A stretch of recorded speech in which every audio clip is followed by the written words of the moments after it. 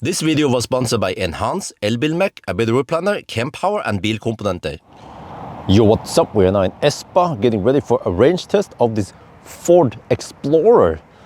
Well, is this an Explorer? Well, apparently it is. So when I Google about this, there's a fossil Explorer that is a lot bigger. But yeah, this is the electric Explorer. Just wait, next week I'm gonna test the Ford Capri. But yeah, so it's a compact SUV, crossover, whatever. And it's based on the MEB platform. So you can recognize some MEB platforms. What the heck happened here? Is that schmutz? Is it salt? Corrosion? Ich weiß nicht, but you can recognize the MEB platform stuff. You see, yeah, like the gear shifter, the different stuff, the haptic stuff here. But we actually have a vertical screen here. Huh? Yeah, I preheated the battery, so we are cheating kind of because now we have a nice and warm battery. But let me show you. You can do this. That is so weird, man. I think I want to have around this position.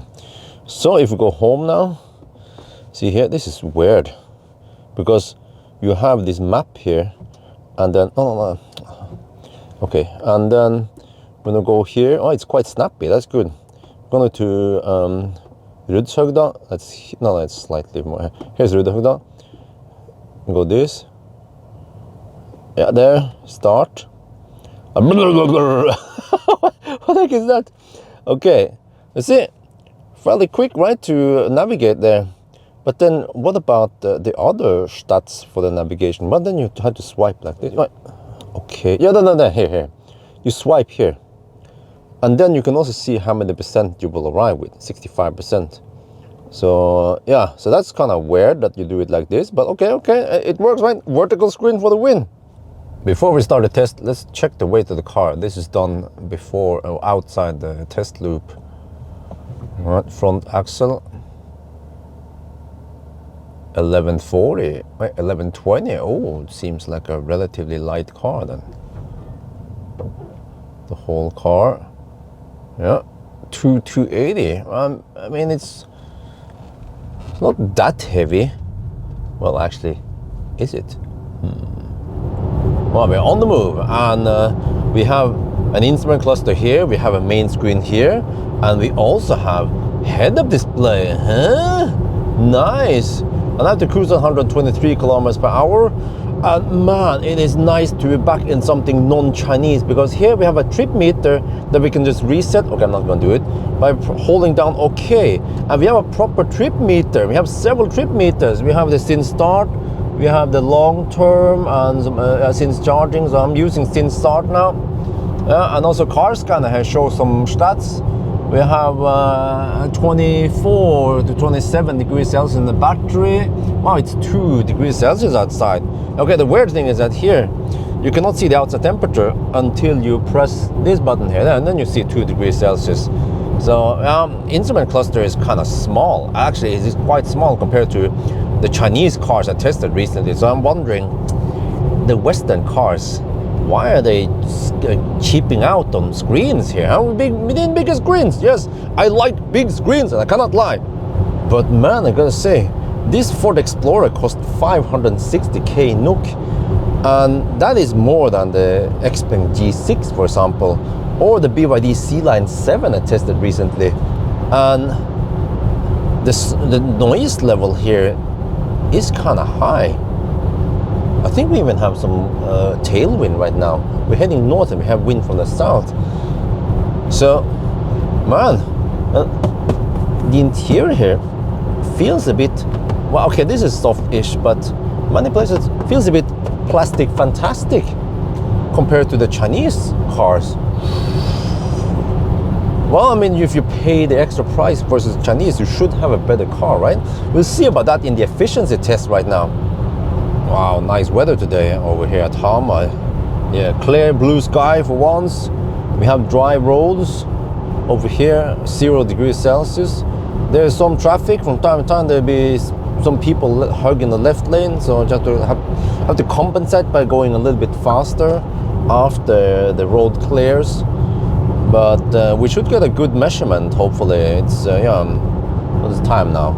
Yeah, almost 1 in the afternoon on Friday, so yeah, well, just as I said, you know, left lane huggers. Okay, now he may moved over there, Toyota.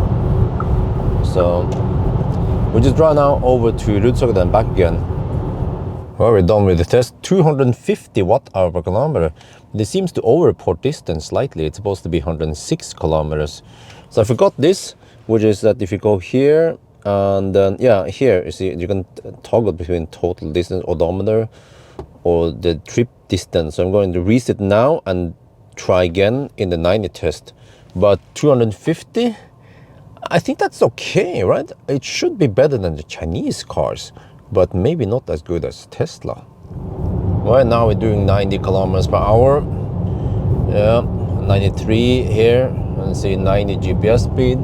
And you can take a look now at the car scanner. So the battery cooled down slightly because it scavenged heat from the battery. Now we're down to 17 to 23 degrees. Cabin is nice and warm, oh yeah.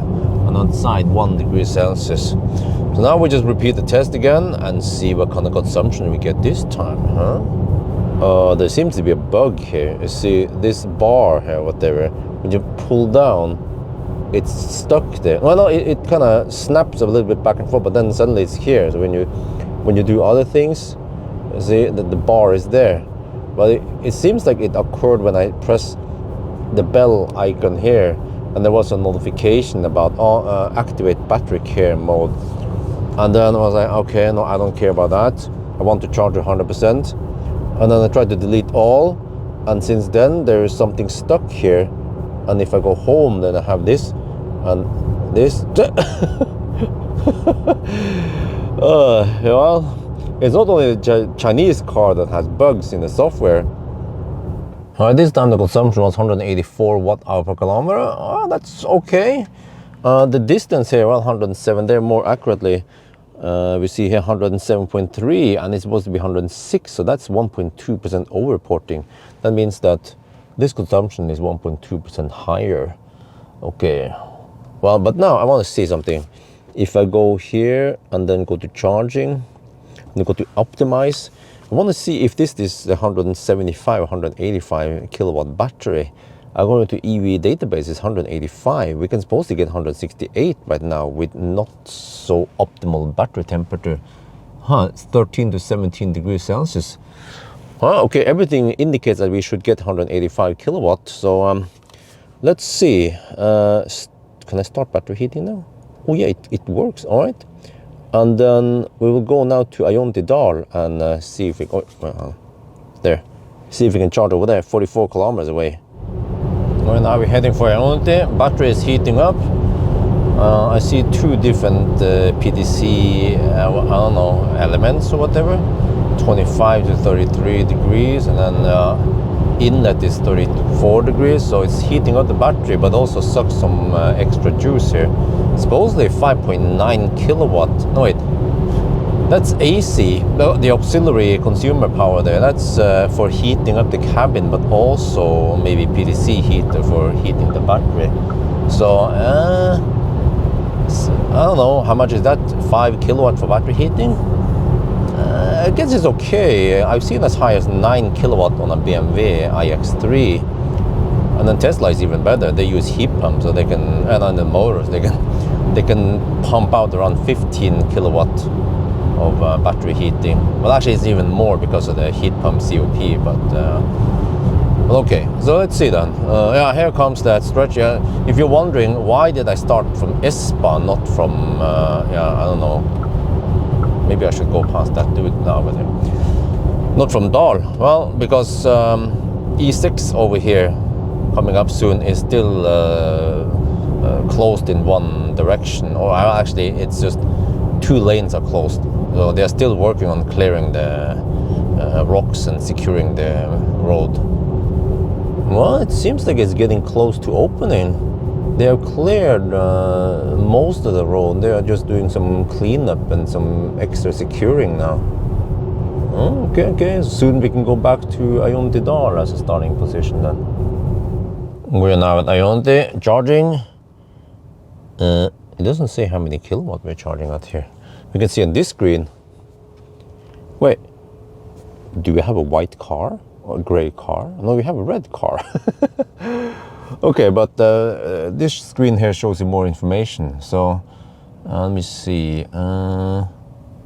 Yeah, we have good temperature in the battery, at least 25 to 28 degrees. So the speed is ramping up now.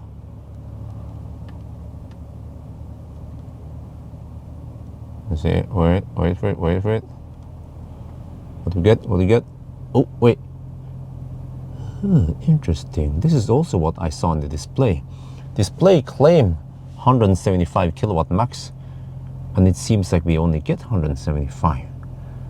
We can sit and wait a bit and see if it goes to 185 eventually. But yeah, why do I mention all this? Because I've seen in the other MEB cars, it was ID4 versus the Q4. The Q4 can charge 175 kilowatt if I remember, but the ID4 was charging at 185. So there seems to be two different variants of these 82 kilowatt hour batteries. And it seems like the Ford gets the 175 kilowatt. Wait, we're taking almost 500 amp. No, wait a minute. Wait until the voltage is higher. Yeah. Oh yeah, this screen now claims 185 kilowatt maximum power. We are 29%. And we are actually getting 185 kilowatt. Oh, well, the battery is nice and warm. Look at this. 43.5 in the min temp, and then 45.5 in the max temp. That's only 2 degrees Celsius delta between min and max. This is why German electro autos is the best. Well, actually, it's a Ford, but it's using German tech. Okay, yeah. And there's no need to test the whole battery today, so I base it on the earlier test, which is 75.3 kilowatt hour, and then we get a little bit over 400 kilometers of range. I guess that's okay. I mean, it's still winter-ish, but it's not freezing cold winter like we had a couple of weeks ago. But yeah, the consumption area is roughly on par with EV6 and Q4 e-tron. Yeah, at least Q4 uses the MEB platform also, but also Ioniq 5, which is the eGMP platform from the Koreans. But Ioniq 5 seems to have even better consumption. Maybe the weather was a bit better, not sure. So at least we see now the consumption here is roughly on par with similar cars in this class. And then eventually in 1 week, I will test the Model Y Juniper. We're going to see how efficient that car is. But okay, so if you want the Ford and you don't want the Mustang, then now you can get this. Or soon, next week, I will also test the Capri. It's like Ford is going all over the place now. There's like this SUV Mustang and then this SUV Capri. And now this mini Explorer. What the heck is going on with Ford? Well, at least if you don't want the other brands and you still want MB platform, which I consider to be pretty good, then you can actually get this Ford. But how is it then in terms of ride? Well, the ride is very nice and comfortable. I like it. But the whole interior, after being in some of the Chinese cars, then the Ford feels a bit, well, I wouldn't say cheap. Almost feel like the ID family has even more plastic feel, at least the previous gen. Now it's slightly better. But then, yeah, then it boils down to which brand you prefer, right? But I'm not sure if I can live with that vertical screen. I prefer horizontal screen, but at least it's a big screen. And it seems to have the Ford OS, at least parts of it, and then parts of it is still the MEB platform-ish. So yeah, I think by the end of the day, you just have to go and test one and see if this works for you or not. But it's not something I feel like it's outstanding, like, wow. It's just, okay, it's a car, it works. It's not too annoying in the software department. And then it's also not too thirsty, unlike some of the Chinese cars. Anyway, I think that's going to be it for now. Hope you guys enjoyed this video. As always, thank you for watching and talk to you later.